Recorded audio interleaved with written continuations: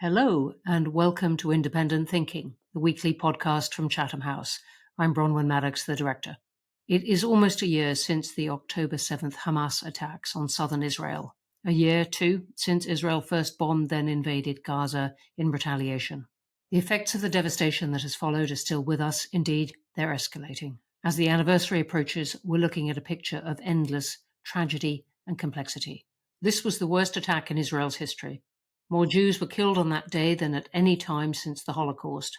Hamas terrorists killed around 1,200 people in southern Israel and took more than 240 as hostages into Gaza. Meanwhile, Israel's military campaign in pursuit of Hamas has led to the deaths of more than 41,000 Palestinians, according to local authorities. Brutality of Hamas's 7th October attack has traumatized Israel. I was there 2 weeks ago, and it is impossible to overstate that trauma. 101 hostages remain in Gaza, although at least a third are thought to be dead. A few people have moved back to the kibbutzim that were invaded, but in the one I visited, near Oz, most of the houses are still burned and vacant. Posters of missing people cover public spaces from the airport to the wall of the Knesset, and there are demonstrations calling on Prime Minister Benjamin Netanyahu to put the hostages' release above the pursuit of Hamas. At the same time, that pursuit has turned Gaza into a humanitarian disaster. The crowded enclave is now in ruins. Hundreds of thousands of civilians are at risk of starvation and disease. And there are demonstrations against Israel's actions in the UK, even in its closest ally, the US. These are met with incredulity in turn by many in Israel, including by those who in the past supported a peace process with the Palestinians. Hamas came and slaughtered us, they say. Who do you want to win? But part of this complex picture too, although attracting less international attention, is that in the West Bank there have been more than 1,000 incidents of Israeli settler violence against Palestinians, and the Israeli cabinet has authorized an expansion of settlements on land Israel has occupied, which has long been earmarked for a future Palestinian state.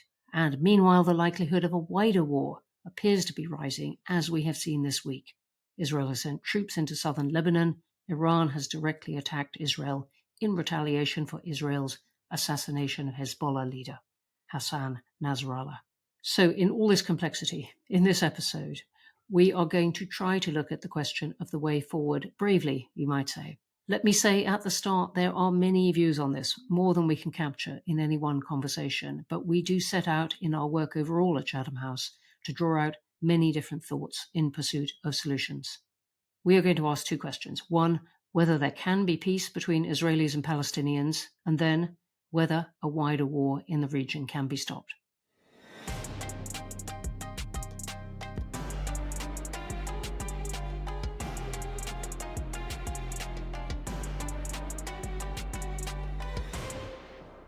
This is a huge discussion, but I'm joined by a terrific trio of guests. Returning to the podcast is Sanam Vakil, director of our Middle East and North Africa program. Welcome. Thank you, Bronwen. Great to have you here. Joining me as well in the studio is Amjad Iraqi, an associate fellow also with our MENAP program. Welcome. Thanks for having me. Really good to see you. We've all been seeing a lot of each other in the past few weeks or so. And that is true as well of Daniel Levy. He's joining us down the line from London. He is the president of the US Middle East Project, a not-for-profit policy institute, and a former Israeli negotiator with the Palestinians at the 2001 Taba summit, one of those sustained attempts which now seems a very long time ago, after the Oslo Accords and Camp David, to arrive at an actual agreement between Israel and Palestinians. Welcome, Daniel. Good to be with you. Great to have you. All right, let's pick up this first question. Is there any route to peace between Israel and Palestinians? And Daniel, I wonder if I can start with you. It is, as I said, a long time since Taba. It's even a long time since October 7th last year. What do you think? I don't think that's the question to be asking today. I think the question to be asking today is, how does one end the bloodshed? How does one prevent a wider regional war? And then how does one create the conditions where it does not sound like you're a member of the Flat Earth Society to even ask that question? Because it is coming from a place that I think ignores the realities in the region today, but I would especially say in Israel today.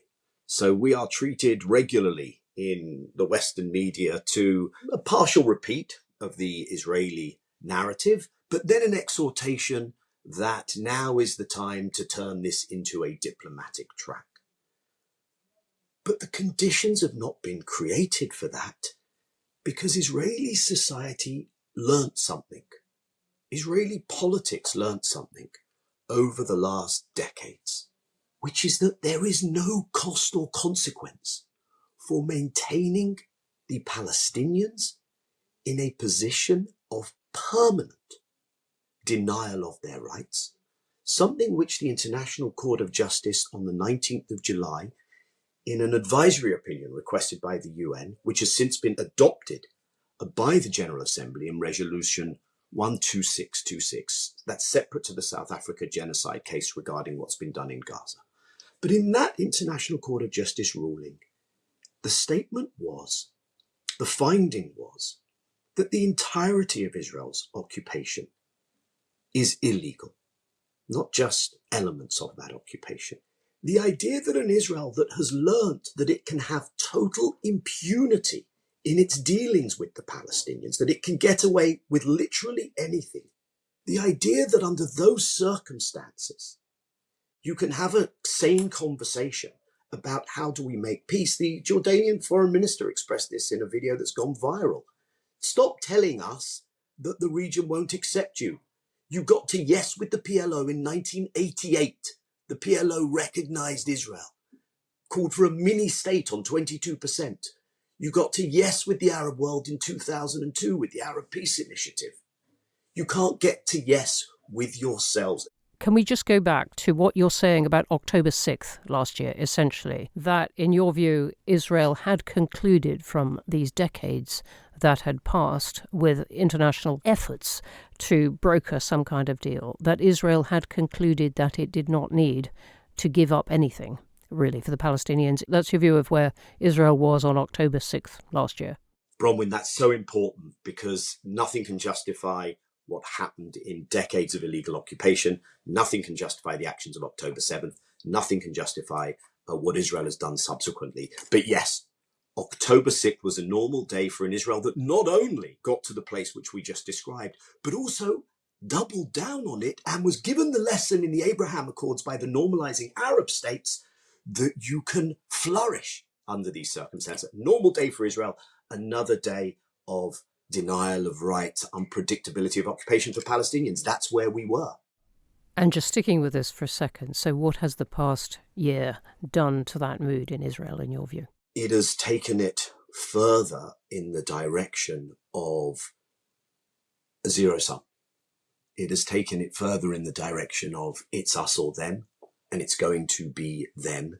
It has brought out what was a latent seed of deeply disturbing, actually, dehumanization and racism. Doesn't exist on one side exclusively. And how you squeeze that toothpaste back in the toothpaste tube is definitely one of the challenges. And then you get right through to July 18th of this year, when Prime Minister Netanyahu brings to the floor of the Israeli parliament, the Knesset, a totally spurious bill. It was unnecessary, but he was making political hay, in which he puts in a resolution, there can be no Palestinian state, and not a single Zionist member of Knesset votes against that resolution. So that's the reality that we have reached. And let's just acknowledge, there's not exactly much appetite for Palestinians. We talk about Israeli trauma, and it's very real after what happened. We're in the Jewish high holy days at the moment, and for me, it has to be a time of reflection. And partly, we have to acknowledge that we have failed to do what is written on the tin of the state of Israel, which is to provide safety and security for Israelis. And I would argue that you cannot provide that. It never happens in history that a state runs a regime that denies another people their basic rights and freedoms ever has safety and security. So sadly, that's the reality we're in.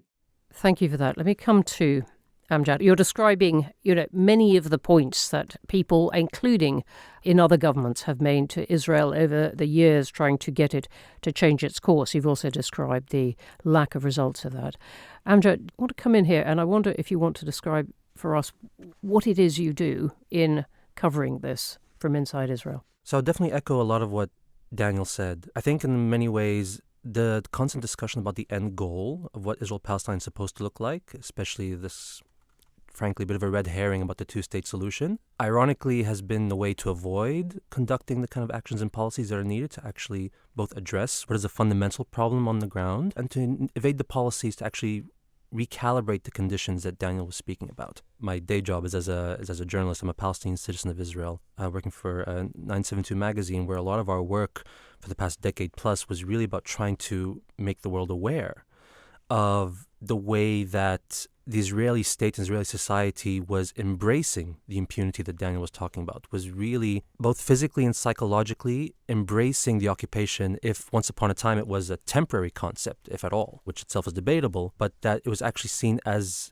the solution, that the one-state reality that has existed from day one of June 1967, but that has really been entrenched by this, that people like myself and a lot of activists and Palestinians on the ground were warning that this is where it's headed, and that the more you allow this, the more Israeli society, whether nefariously or not, or even for strategic reasons, for ideological reasons, that this would be sufficient, because conflict management is very much in the Israeli security and political doctrine, not necessarily conflict resolution, and certainly not for Palestinians who, as Daniel was describing, experience this as a constant catastrophe. The Nakba is not just an event of 1948, but is actually a larger structure that ebbs and flows and has many manifestations. And what we're seeing in Gaza is, I hesitate to say ultimate because it can always get worse, but it is really a severe manifestation of that. And it's okay to understand that this conflict is quite complex with many dimensions and that violence affects everybody, but there's a massive asymmetry of what that violence looks like. It is not about two equal sides. It is actually a very powerful state backed by very powerful benefactors,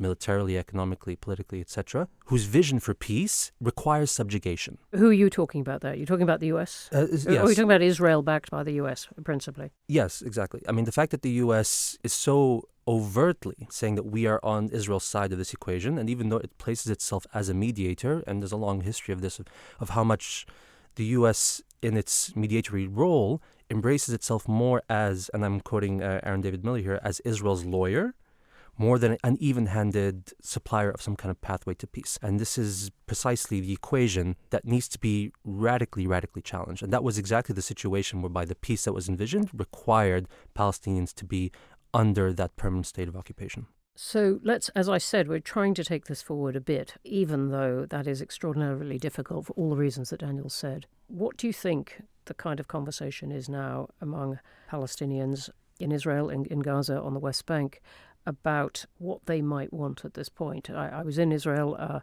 2 weeks ago, and also Chatham House was running a round table with leading Palestinian figures and business people.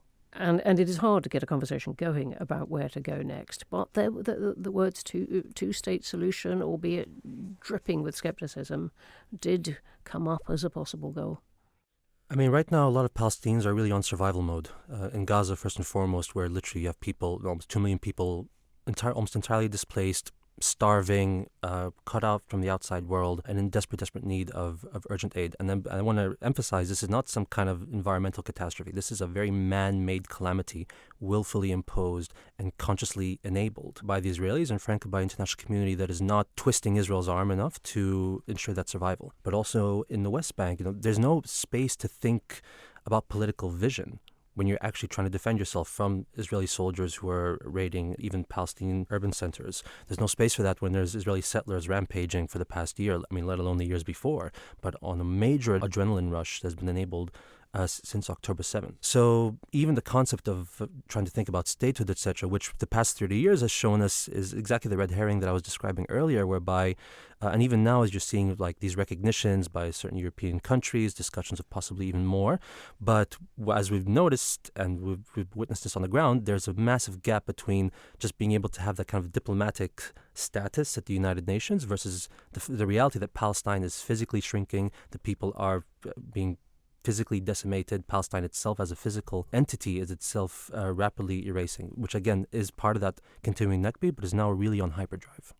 Sanam, let me come to you. Daniel was describing decades in which, following his picture, in his view, the international community, particularly the US, but also Arab countries, we could say, didn't put a lot of pressure on Israel to change what it was doing, or not enough anyway. We're now in a situation where many countries appear to be talking about a future state for the Palestinians, but just in exactly the way we've been hearing, that does not really include Israelis and Palestinians. What do you think the state of international engagement is at this point of trying to get some kind of solution out of this?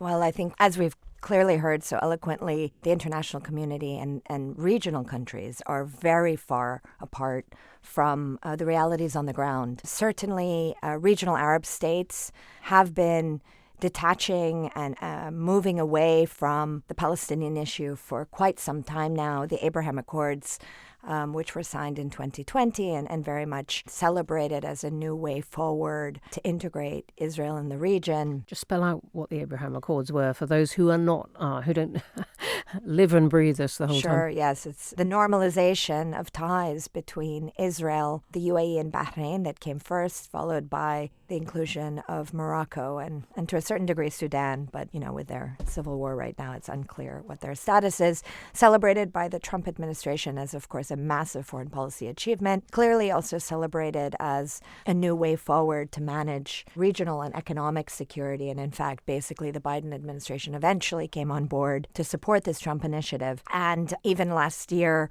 building on the Abraham Accords, was talking about the India-Middle East economic corridor that would tie together trade and security from Europe through the Middle East, including Israel and Gulf Arab states, all the way to India, showing the sort of new regional order that could be built on Israel's integration. And as part of that, the sort of big ticket would be to try to win and achieve normalization between Israel and Saudi Arabia, which was being discussed prior to October 7th. And since October 7th, has been used to incentivize the Israeli government, to wake up the Israeli government from their war in Gaza and to show them the alternative. But Netanyahu and his cabinet have continued to disregard this opportunity because they're not interested in the condition. And the condition is Palestinian statehood. And a ceasefire. Yes. We've had, thanks to your program, senior Saudis on our platform saying in public, look, we would love normalization with Israel. We would love Israel to thrive as part of the region. All the deals that might follow, the corridors of trade, of culture, we might have them playing in regional football matches and so on. This vision stretching out. Do you think the Saudis put a lot of weight on this?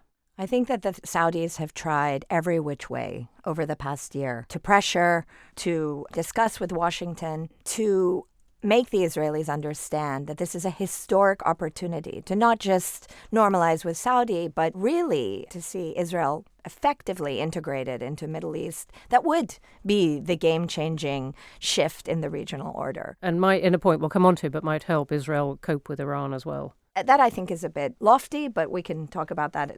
There are limitations on both sides. I think we do see some sort of nascent, very early stage of intelligence sharing that has been ongoing for quite some time between Saudi Arabia and Israel, between the Gulf states and Israel. It's quite a complicated landscape, but what we have seen time and again over the past year is Israel disregarding this offer or thinking that it can come back to this after it has executed its war in Gaza, and now its war in Lebanon. And in fact, over the past few weeks, we have seen Crown Prince Mohammed bin Salman come out on TV and categorically state that normalization with Israel will not happen without a Palestinian state. And just 2 days ago, Prince Faisal bin Farhan, the Saudi foreign minister, also penned an op-ed in the Financial Times stating the same thing. It is now in print. It is on video. And I think that the Kingdom of Saudi Arabia cannot lower the price because it has seen the issue of Palestine reignite across the region. It has seen its own population repoliticized over the issue.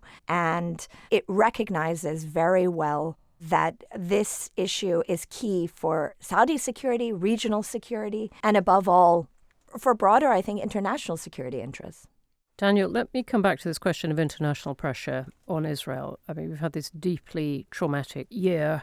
I was very conscious in Israel that many Israelis say, well, no, we're not seeing all the pictures from Gaza that much of the world is seeing. But when international pressure comes, and I'm thinking of some of the steps that Britain has taken, for one, of restarting aid to UNRWA, the aid agency, the UN aid agency that supplies a lot of Gaza, of not getting in the way of the International Criminal Court pursuing arrest warrants against Netanyahu and Hamas leaders, of other steps on weapons licenses, that this gets a furious reaction of which side are you on? Who do you want to win? Do you think Israel, under this government, is in a position to respond to international pressure in any way? That there is nothing that even approaches the radar screen of any definition of pressure that I'm aware of. The US has provided a conveyor belt of weapons without which Israel would not have been able to continue not just to defend itself, but to prosecute the kinds of actions that we have seen in Gaza, in the West Bank, and are increasingly seeing in Lebanon. So I think anyone who uses that word is not correctly gauging what is going on here. And what my worry is, look, there are geopolitical reasons. I get that the West takes some of these positions, economic, military, but the headline of impunity, where this has taken Israel, is to the kind of hubris and even somnolence which allowed Israelis to believe it's okay. We can manage the Palestinians like this indefinitely. Of course, this has been terrible for Palestinians and for the region, but I think it's been terrible for Israelis. And that's why, not just how dreadful what happened on October 7th, but the extent of the wake-up call for an Israel that thought, this is it, it's managed, they're defeated. Whatever scraps we throw the Palestinians, they will be grateful for. And after we saw this blow up in everyone's face, the question is, do you double down on that approach, that the Palestinians will never have their rights and it will somehow work out okay for the country denying those rights? Or do we have a rethink? But that rethink has to extend well beyond Israel to the countries that have enabled and facilitated Israel to go down a path where it is making itself increasingly unabsorbable into its hinterland, into the region in which it lives. And that's, I hope, a time to rethink. So we're going to come on to exactly that point, which we've been discussing and writing about quite a lot, of how is there a way that Israel could live more harmoniously in its region. I'm pausing and even saying those words because it is not where we are at the moment. But I just want to ask Amjad, Palestinians see, obviously, the demonstrations that are happening in London. They're seeing the campus sit-ins, including in America. It's been called by some a Vietnam moment for some of these young students. Is that worth anything practically to them? It's both empowering and disillusioning at the same time. Empowering in the sense that the unprecedented scope of international solidarity, seeing it on the streets of London, myself being here just in the past year, and seeing that kind of mobilization, the fact that it's also affecting these parts of the UK election, is certainly affecting the US election. So to see Palestine be put onto the international map at a time, as Sanam was saying, that Palestine was really being kind of pulled away from international attention, I think is quite extraordinary. For that psychological support and the way that that's trying to manifest materially, I think is really crucial. And to see that civil society grassroots mobilization. At the same time, it's really disheartening to see how much even something as basic as a chant like ceasefire now, echoed by millions across the world, is not being heard by governments that actually have the power to make it happen. And this is where I think there's a certain amount of gaslighting by a lot of politicians and government officials, including and especially by the Biden administration, about what they can and cannot do, about their role in actually seeing through that. And it's quite twisted, I must say, in public and political discourse, that ceasefire for a long time was regarded almost like a dirty word, and that to actually call for a ceasefire is somehow asking for more violence and legitimating war. So there's a strange twisting there that I think manifested materially in the fact to this day, the United States and other countries are still providing these bombs that are enabling a bombing, which the governments themselves say need to stop. So you can't have it both ways. So for Palestinians, I mean, that grassroots support is really crucial, but it's clear that governments are not heeding those calls, which says a lot about where their interests lie and the fact that they are still aligning themselves with Israeli discretion about how the war should be conducted rather than the basic thresholds of international law or the court rulings that Daniel was citing earlier. Let's go, and it's going to have to be fairly briefly, despite the vastness of the subject, let's go to the region and what has been happening just in the past week. Sanam, on Iran, we were discussing a couple of weeks ago how before Israel's attacks on Lebanon and on Hezbollah, we were discussing how Iran might be thinking it was winning. Most of a year since October 7th had gone by. Its proxies were really leaving Israel very wrong-footed. Netanyahu had not got back the hostages and so on. What do you think its leaders are calculating after this past couple of weeks? I think that it's easy to see and think that Iran thought it was winning. But 12 months on, it's important to note that Iran and the Axis of Resistance also didn't deliver a ceasefire. And the Axis of Resistance is all these proxies that Iran runs, of which Hamas is one, but Hezbollah was the big one, and exactly. The Houthis are in there. Houthis and groups in Iraq and Syria. And it's important to remember that on October 8th, Hezbollah piled itself into the conflict and began to launch rockets into Israel and made it a party of the conflict. They joined in and they committed to trying to achieve a ceasefire. And they too did not achieve that ceasefire, despite the pressure, despite the rockets and missiles and drones, and an escalation of unprecedented order over the past year where we saw Iran hit Israel in April and vice versa. We saw attacks by Israel in Syria, in Lebanon, in Iraq. We've seen attacks in Yemen. We've seen the effort at decapitating the Axis of Resistance more acutely over the past few weeks. The Axis of Resistance also has been, I would say, not an effective force, but at least it's been marshalling a bit more of an effort. Is it now very much weakened? Hezbollah was the great force sitting there on Israel's northern border, and lots of military types would say, look, Israel can't really do anything about Iran, certainly not contemplate a strike on it or some of its facilities, with Hezbollah sitting right there able to invade. Well, now Hezbollah is looking a whole lot weaker. Hezbollah is certainly looking weaker. Of course, Nasrallah has been taken out, coupled with 3 layers of Hezbollah's leadership, coupled with a lot of the rank and file through those walkie-talkie and pager attacks. However, Hezbollah is still operating. 8 Israeli soldiers were killed yesterday. This is perhaps going to be a bit of a repeat of Gaza, maybe a war of attrition that Hezbollah has indeed been preparing for since 2006. I think while the Axis of Resistance groups are certainly weakened, including Hamas in Gaza and including Iran, that doesn't have the defense capabilities, the conventional military capabilities to fight Israel, they are still functioning. So here is the double-edged sword for Israel that picks up on Amjad and Daniel's points. There is a bit of arrogance and hubris in this moment. There's impunity in allowing Israel to go forward and not focus on Gaza, achieve the ceasefire in Gaza, and instead we're opening a new front and rinsing and repeating in the context of Lebanon and waiting for the next 48 hours or 72 hours for Israel to then contemplate how it is going to respond to Iran's very brazen and very surprising attack on Tel Aviv just the other day. Daniel, do you think this is the sum total of Israel's strategies, to hit all these threats, keep hitting them, and that's about it? I would say there's a little more to it. I think it's not realistic, but I think there is this idea, and it was greatly encouraged by the Abraham Accord normalization, which was the Trump innovation that you do this off the back of crushing the Palestinians. And it was carried forward unquestioningly by the Biden administration. So I think there is an idea that you can reshape the region in the image of those accords. You can be a regional hegemon and do something which the vast majority of the people of the region, and there is politics in the Arab world. It doesn't matter how absent a social contract there is. You have to listen to your public in some ways. So, and as Israel bombs everywhere, and Beirut, Gaza, people can identify with what's happened to Palestinians, but it's an alien place. Beirut isn't an alien place to the influential Arab elites. They all know it intimately. So I think this idea that Israel could achieve this kind of reshaping is a fantasy. It wouldn't be the first fantasy that Israel or others have tried to apply to the region. It's a dangerous fantasy because there's no regional ceasefire without a Gaza ceasefire.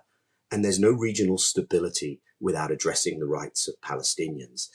And a zero-sum outcome means that Israel cannot translate any battlefield successes into political wins because it doesn't have a political vision that the region can live with. And that's where we're stuck.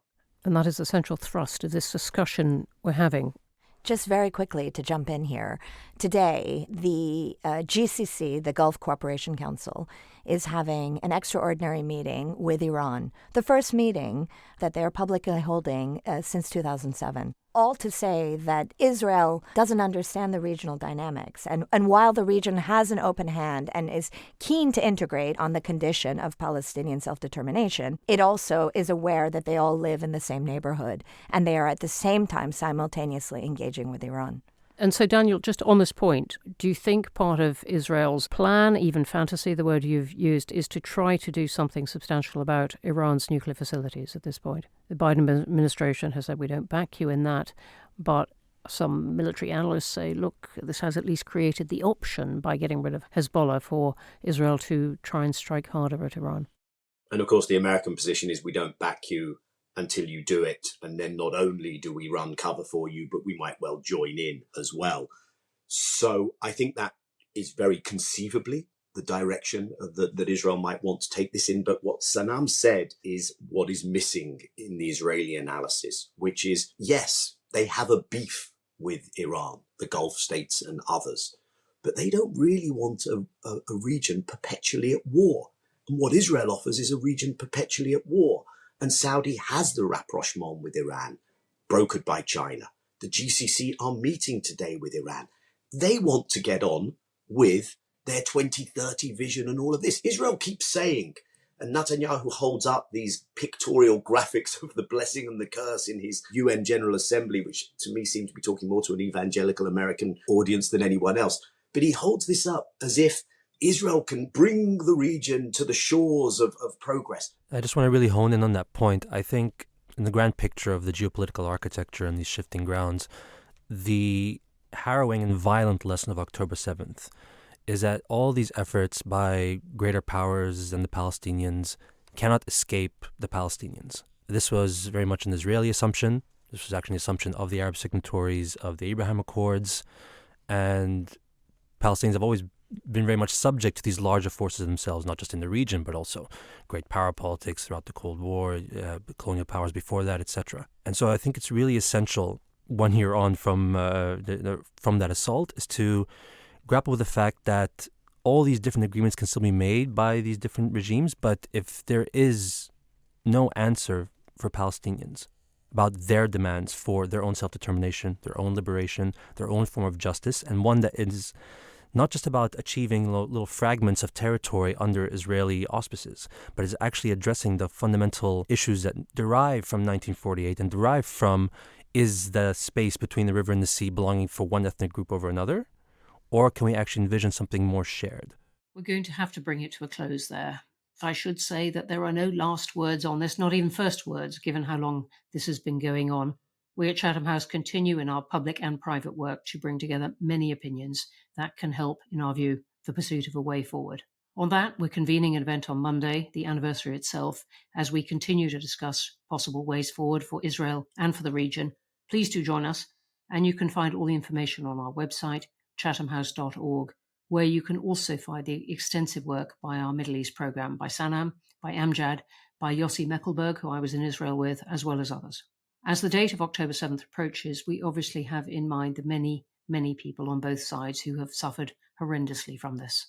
I can't help but have in mind a conversation with a man I met near Oz kibbutz, who survived that day hanging onto the door of his safe room and remains one of the few living in the almost deserted community. He was still in favor of a peace process that led to a Palestinian state, he said, as many in the kibbutzim of southern Israel always were. He saw no other option for Israel if it is to live in peace with its neighbors. Many of his countrymen would call him naive, however, saying that October 7th proved that security matters above all. And there you have the debate that consumes Israel and the region. We have a lot coming up on all of this, and indeed on the US election, which is fast approaching and will shape so much of our work and discussion. Please do keep following us. You can find all our episodes on all major platforms. For now, it's goodbye from me, Bronwen Maddox. See you next week.